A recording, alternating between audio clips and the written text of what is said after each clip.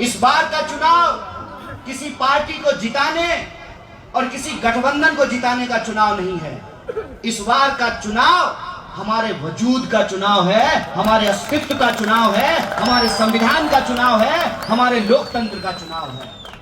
यह बात मैं आपको क्यों कह रहा हूं? यह बात मैं आपको डराने के लिए नहीं कह रहा हूं। यह बात आप सब पिछले कई सालों में महसूस किए हैं। इस बात को मैं बस दोहरा रहा हूं आपके सामने। आपने ये महसूस किया है कि पिछले 10 साल में देश को क्या से क्या कर दिया गया है। एक मशहूर शेर है, कहां तो तय था चिरागा हर एक घर के लिए, कहां चिराग मयस्सर नहीं शहर के लिए। उत्तर पूर्वी दिल्ली भी दिल्ली में ही है, लेकिन जो उत्तर पूर्वी दिल्ली में रहने वाले लोग हैं ये रोज महसूस करते हैं कि जब आप यमुना पार कर रहे होते हैं तब आपको 2 दुनिया नजर आता होगा। एक वो दुनिया जो यमुना के उस तरफ है जिधर बड़े बड़े कोठियों में रहने वाले लोग हैं, मंत्री जी रहते हैं, प्रधानमंत्री जी रहते हैं और आपके सांसद मनोज तिवारी जी भी रहते हैं। और एक ये इलाका है जहां आप रहते हैं, जहां हम रहा करते थे। महंगाई की बात नहीं होती है, बेकारी की बात नहीं होती है, इस क्षेत्र की जो समस्याएं उसकी बात नहीं होती है। दिन भर समाज को लड़ाने का धंधा किया जाता है। इसीलिए उनको जितना ताकत लगाना है लगा लें।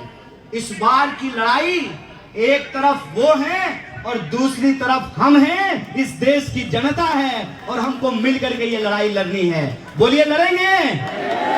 लड़ेंगे तो न्याय और अन्याय के इस संघर्ष में अन्याय हारेगा और न्याय की जीत होगी। इस बात को हमको याद रखना है। इसीलिए आप सबको अपनी एक जिम्मेवारी निभानी पड़ेगी। चुनाव में गिनती के 10-12 दिन बचे हैं और मैं जो हूं दिल्ली का सबसे गरीब प्रत्याशी हूं। मेरे पास हेलीकॉप्टर नहीं है और सबसे गरीब प्रत्याशी होने के चलते 24 लाख वोटर हैं उत्तर पूर्वी दिल्ली में, 10 विधानसभा है और लगभग 2200 बूथ है। और हम तो जो है सांसद महोदय की तरह जो है शादी भी नहीं किए हैं, तो हमारा प्रचार तो आप लोगों को करना पड़ेगा ना। तो आप अगर किसी ने कहा खत्म हो गया, अरे मोदी जी की तरह कौन जो है गुमराह कर रहा है। आप 100 फीटा रोड पे चले जाइए, आप 60 फीटा रोड पे चले जाइए, आप गोकुलपुरी चले जाइए, नंद नगरी चले जाइए, हर्ष विहार चले जाइए, आप करावल नगर चले जाइए, आप कहीं चले जाइए, कोई ऐसी सड़क नहीं है जहां जाम नहीं लगा हुआ है, जहां ट्रैफिक नहीं लगा हुआ है। स्कूल की छुट्टी होती है 2 बजे और बच्चे घर पहुंचते हैं शाम को 6 बजे। और जब शाम होने लगती है, सूरज ढलने लगता है, ज्यों ज्यों सूरज ढलता है त्यों त्यों माँ बाप की चिंता बढ़ने लगती है और वो बार बार फोन करते हैं। तो बच्चे फोन उठा करके कहते हैं कि बार बार फोन करके तंग क्यों कर रहे हो, ऐसा ना हो जाम में फंसे हुए हैं और तुम्हारा फोन उठाने के चक्कर में हमारा फोन ही कोई लेकर के भाग जाए। ये रोज की समस्या है, चाहे जाम की समस्या हो, चाहे मोबाइल चोरी की समस्या हो, चाहे इस एरिया में जो रहने वाले लोग हैं थोड़ी सी बारिश हो ना जाए, थोड़ी सी बारिश हो ना जाए कि जमुना जी का पानी नहीं बढ़ता है लेकिन हमारी गलियों में पानी जमा हो जाता है। बोलिए जल भराव होता है कि नहीं होता है? और ये आज से नहीं हो रहा है, ये सालों से हो रहा है। पिछले 10 साल और उससे पहले भी हुआ है। तब और अब में फर्क क्या है? तब और अब में फर्क ये है, यहां बैठे हुए हैं पूर्व एमएलए साहब, तब और अब में ये फर्क है कि तब आपका जो सांसद होता था आप उसकी गाड़ी रोक लेते थे और आप उसकी गाड़ी रोक करके कहते थे कि सांसद साहब याद रखिएगा हम ही आपको वोट देकर के सांसद बनाए हैं। अगर हमारा पुल नहीं बनवाएंगे, अगर हमारी गली नहीं बनवाएंगे, अगर हमारा नाला नहीं बनवाएंगे, तो अगली बार हम आपको वोट नहीं देंगे। पिछले 10 सालों में यह फर्क आया है कि सांसद को लगता है कि उसको तो वोट उसके नाम पे मिल ही नहीं रहा है, इसीलिए काम करने की कोई जरूरत ही नहीं है। यह जो फर्क आया है कि लोकतंत्र में सबसे ज्यादा ताकत जनता के हाथ में होती थी। नया निजाम आया है, नया कायदा लेकर आया है, और यह जो नया निजाम है उसको नया कायदा यह मालूम हो गया है कि समाज को आपस में लड़ा दो, झगड़े लड़ा दो, इस गली को उस गली से लड़ा दो, इस विधानसभा के लोगों को उस विधानसभा के लोगों से लड़ा दो। सांसद ने क्या काम किया यह सवाल कोई पूछेगा ही नहीं। क्यों? क्योंकि जो है मोदी जी के नाम पे वोट ले लेंगे। और यह जो फर्क हुआ है उसका नतीजा यह है कि 10 साल में सांसद महोदय दिल्ली के सबसे अमीर सांसद बन गए हैं। तो उस अमीर सांसद को यह गरीब लड़का चप्पल पहनने वाला चुनौती देने के लिए आया है। यह चुनौती देने के लिए आया है कि देखते हैं तुम्हारे देश दोस्त के टेम्पो में कितना काला धन है। तुम्हारे दोस्त के काला धन वाले टेम्पो का मुकाबला हम ई रिक्शा से करेंगे, इस बात को याद रखना। और रही बात हमारे एजेंडे की, जिस सपने की बात हमने आपसे की है, हमारा सपना यह है कि दिल्ली में रहने वाले लोग चाहे यमुना के उस तरफ रहते हो चाहे यमुना के इस तरफ रहते हो, वो भारत के नागरिक हैं। और वो अगर भारत के नागरिक हैं तो इस देश के संविधान ने, इस देश के लोकतंत्र ने उनको एक अधिकार दिया है। और अधिकार यह है कि जिसके पास फॉर्च्यूनर है उसका वोट भी एक होता है, और जिसका बाप जूता सिलने का काम करता है उसका वोट भी एक होता है। यह है संविधान की ताकत। और इस संविधान की ताकत को यह हमसे छीन लेना चाहते हैं। और आपने देखा कि सूरत में इन्होंने क्या किया। सूरत में चुनाव नहीं हुए। जो सूरत के लोग थे वो अगर भाजपा के खिलाफ वोट देना चाहते थे, उनके पास वोट देने का कोई विकल्प नहीं था।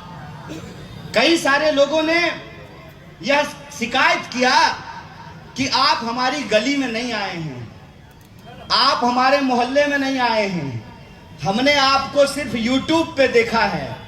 तो मैं उन लोगों को एक बात कहता हूं, दोस्त मेरे, ये लड़ाई बहुत बड़ी है। ये देखने और दिखाने की नहीं, बचने और इस देश को बचाने की लड़ाई है। इसीलिए उन लोगों को मैं सिर्फ इतना कहना चाहता हूं कि आपने उसी YouTube पे जहां आपने हमको देखा है, उसी YouTube पे एक और वीडियो आपने देखा होगा। भाजपा का सांसद का बेटा, लोग कहते हैं ईवीएम हैक होता है, उसके बेटे ने पोलिंग स्टेशन का अपहरण कर लिया और अपहरण करके ईवीएम अपने हाथ में लेकर के कह रहा था कि ये ईवीएम मेरे बाप का है। इतना अहंकार, इतनी ताकत और इतना घमंड उसके दिमाग में कैसे आया है? इतना अहंकार, इतना घमंड, इतना ताकत उसके दिमाग में इसलिए आया है कि उनको लगता है कि उनको कोई हरा नहीं सकता है। तो मैं कहता हूं कि देश में जब जब अत्याचार बढ़ता है, रावण को भी लगता था कि उसको कोई हरा नहीं सकता है, कंस को भी लगता था कि उसको कोई हरा नहीं सकता है, लेकिन जब जब कंस पैदा होता है तब तब कन्हैया का भी जन्म होता है। इनको यह लगता है कि लोकतंत्र को ये जेल में बंद कर देंगे, विपक्ष की एक एक आवाज को, चाहे वो नौजवान हो, विद्यार्थी हो, पत्रकार हो, लेखक हो, साहित्यकार हो, फिल्म बनाने वाला हो, एक एक इंसान को जो इनके खिलाफ आंख में आंख डाल करके सवाल पूछता है, उसको पकड़ करके ये जेलों में बंद कर देते हैं। तो मैं कहना चाहता हूं कि हमने आपकी जेलें देखी है साहब, और हमने आपकी लाठियां भी देखी हैं, हम आपके तोपों को भी देखेंगे, लेकिन याद रखिएगा ये भारत की भूमि है, ये भारत की धरती है। एक वक्त तक हम अत्याचार बर्दाश्त करते हैं, और जब अत्याचार सर से ऊपर बढ़ जाए तो हम एकजुट होकर के उसका मुकाबला करते हैं। इस बात को याद रखिएगा, इस बात को याद रखिएगा कि आप हमारे समाज को बांटने की कितनी भी कोशिश कर लीजिए, अंग्रेज भी यही करा करते थे, अंग्रेजों की भी यही साजिश थी, उन्होंने भी इस देश के साथ यही किया था। लेकिन जब अंग्रेजों का अत्याचार बढ़ा तो एक साथ राम प्रसाद बिस्मिल भी पैदा हुए और अशफाकुल्लाह खान भी पैदा हो गए थे। ये याद रखिएगा कि इस धरती से प्रेम करने वाले लोग, चाहे उनका नाम कुछ भी हो, उनका धर्म कुछ भी हो, वो रहते किसी भी इलाके में हैं, जब बात देश की आएगी, जब बात संविधान की आएगी, जब बात लोकतंत्र की आएगी, तो हम तमाम लोग एकजुट होकर के इसका मुकाबला करेंगे। बोलिए, संविधान बचाने की इस लड़ाई में आप साथ हैं कि नहीं हैं? अगर आप साथ हैं तो मैं आपको एक मजेदार बात बताता हूं। पहली बार जब मैं उत्तर पूर्वी दिल्ली में प्रत्याशी बना तो मैं लोगों से बात कर रहा था, तो सारे लोग यही कह रहे थे कि हमने सांसद को देखा नहीं है 10 साल में। हम बोले चिंता मत कीजिए, आप जितना अपने सांसद को 10 साल में नहीं देखे हैं, उससे दुगना हम आपको 10 दिन में उनका दर्शन कराएंगे। और सिर्फ सांसद का नहीं, सिर्फ सांसद का नहीं, सांसद तो दूल्हा है, पूरी की पूरी बारात और पूरी जमात को सड़क पर उतार करके लाएंगे। अभी सांसद महोदय गली गली घूम रहे हैं, हम आपको दिखे ना दिखे, आपको हम प्रधानमंत्री से भी मुलाकात करवाएंगे, कई सारे मुख्यमंत्रियों से भेंट करवाएंगे, कई सारे मंत्रियों से भेंट करवाएंगे, सारे दोस्त इनके आएंगे और आपकी गलियों में जो है जुगनू की तरह जो है चमकेंगे, जुगनू की तरह। लेकिन ध्यान बस एक बात का रखना है, इस 10 दिन में 10 साल को नहीं भूलना है। इस 10 दिन में जो बात कही जाएगी उसके प्रभाव में आए बिना जो आप 10 साल से झेल रहे हैं उस बात को नहीं भूलना है। वो आएंगे, मीठी मीठी बातें करेंगे, फिर से नया वादा करेंगे, फिर से आपको उम्मीद दिखाएंगे कि हमने जो 10 साल में नहीं किया हम वो आने वाले 5 साल में कर देंगे। तो मैं एक बात पूछना चाहता हूं, कितना बार बेवकूफ बनेंगे? 1 बार, 2 बार, तिबारा बेवकूफ बनना चाहते हैं क्या? वो इस क्षेत्र की जनता को अपमानित कर रहे हैं। उन्होंने अपमानित किया। दिल्ली में 7 सीट है, 7 में से 6 पे कैंडिडेट बदल दिया, इस पे कैंडिडेट नहीं बदला। और कैंडिडेट ऐसा जिसके बारे में भाजपा के लोग कहते हैं कि हमारा सांसद तो हमको मिलता ही नहीं है। करवा चौथ का चांद भी दिख गया, ईद का चांद भी दिख गया, कितना करवा चौथ और ईद हो गया, लेकिन उनका हंसता हुआ नूरानी चेहरा नहीं दिख पा रहा है इस क्षेत्र के लोगों को। इसीलिए इस बार की लड़ाई, एक तरफ वो हैं जो समाज में नफरत फैला रहे हैं, एक तरफ वो हैं जो लोगों को गुमराह कर रहे हैं, एक तरफ वो हैं जो बार बार नए तरीके का झूठ बोल रहे हैं। मुझे तो लगता है कि किसी दिन झूठ ही सुप्रीम कोर्ट चला जाएगा और कहेगा कि जो है मेरा अस्तित्व खतरे में है। नया तरह का झूठ बोलते हैं, वो आपके पास आएंगे, फिर से जो है इस समाज को उत्तर पूर्वी दिल्ली में रहने वाले लोगों को बांटने की कोशिश करेंगे, गुमराह करने की कोशिश करेंगे। लेकिन हमको अपनी समस्याओं पर टिके रहना है। हमको इस बात पर टिके रहना है कि पुस्ता रोड का चौड़ीकरण क्यों नहीं किया गया, गमरी रोड का चौड़ीकरण क्यों नहीं किया गया, मेट्रो का काम क्यों नहीं पूरा हुआ, नया सेंट्रल स्कूल क्यों नहीं खुला, मल्टी स्पेशलिटी हॉस्पिटल क्यों नहीं बना। और सबसे बड़ी बात, जब चुनाव आता है तो सारे नेता आते हैं, फिर 5 साल के लिए ऐसे गायब हो जाते हैं जैसे गधे के सर से सींग। इस बात को हमको याद रखना है कि ये लड़ाई किसी को सांसद बनाने की नहीं है, अपने अस्तित्व को बचाने की लड़ाई है। आप जो नागरिक हैं और आपका जो नागरिक होने का एहसास है, उस एहसास को बचाने की लड़ाई है।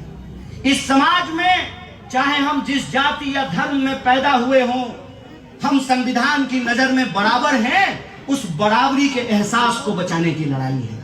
यह लड़ाई अपने हक हुक की लड़ाई है। यह लड़ाई अन्याय के खिलाफ न्याय को बचाने की लड़ाई है। इस बात को हमको याद रखना है। बोलिए, आप न्याय के लिए, न्याय को बचाने के लिए तैयार हैं? अगर आप तैयार हैं तो हम आपको एक बात कहना चाहते हैं। जो आपको मिल रहा है मुबारक, जो आपको मिल रहा है बधाई। हम उस बात को आगे बढ़ाना चाहते हैं। हम चाहते हैं कि महिलाओं को हर महीने 8,500 रुपया मिले।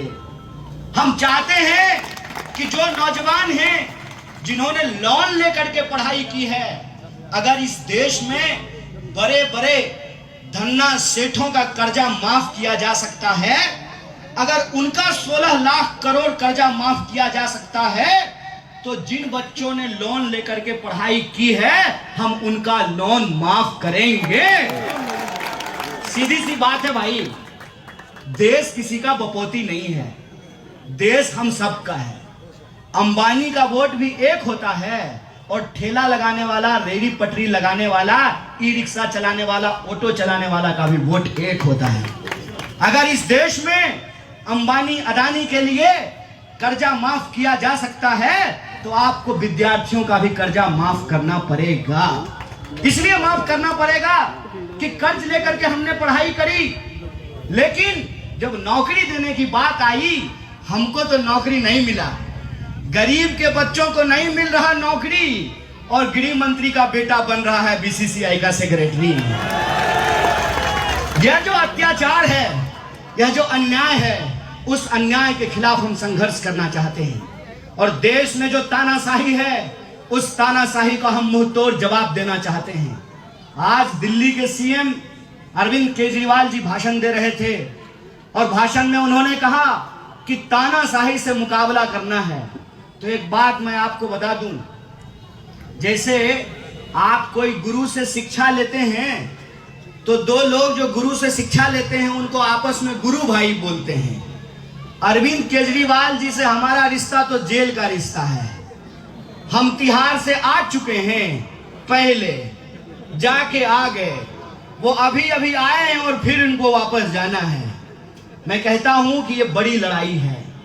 यह लड़ाई पार्षदी का नहीं है, यह लड़ाई विधायकी की नहीं है, यह लड़ाई देश बचाने की लड़ाई है। और सब कुछ भूल करके हमको इसके लिए एकजुट रहना है, क्योंकि संविधान बचेगा, लोकतंत्र बचेगा, चुनाव होगा तो हम भी बचेंगे। यह बात हमको याद रखना है। इसीलिए आप सबसे मैं आग्रह करना चाहता हूं कि इस बार के चुनाव में हमको दल नहीं देखना है।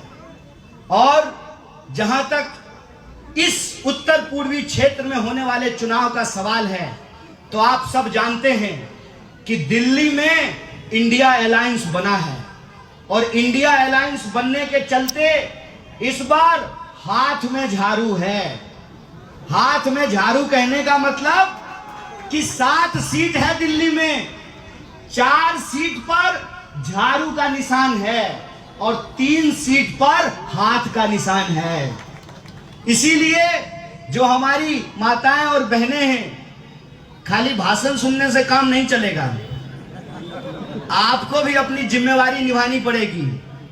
आपको घर घर में जा करके जो आपकी देवरानी और जेठानी हैं और जो सासू माँ हैं उनको समझाना पड़ेगा कि इस बार झाड़ू और हाथ साथ में है, तो वहां जा करके झाड़ू नहीं खोजना है, हाथ पे जा करके बटन दबाना है। और यही बात नौजवानों को भी करनी है, यही बात बुजुर्गों को भी करनी है कि हम जहां भी जाएं वहां लोगों को बताएं कि 4 सीट पर झाड़ू है और 3 सीट पर हाथ है, और उत्तर पूर्वी दिल्ली में हाथ का निशान इस बार 2 नंबर पर है। कितने नंबर पर है? और ये किसका निशान है? ये जीत का निशान है। इसीलिए मैं कहता हूं कि इस बार सारा ग्रह, नक्षत्र और दिशाएं यह कह रही हैं कि जितना तुमको जोर लगाना है लगा लो। हम लोग यूनिवर्सिटी में एक बात कहा करते थे कि जुल्मी जब जुल्म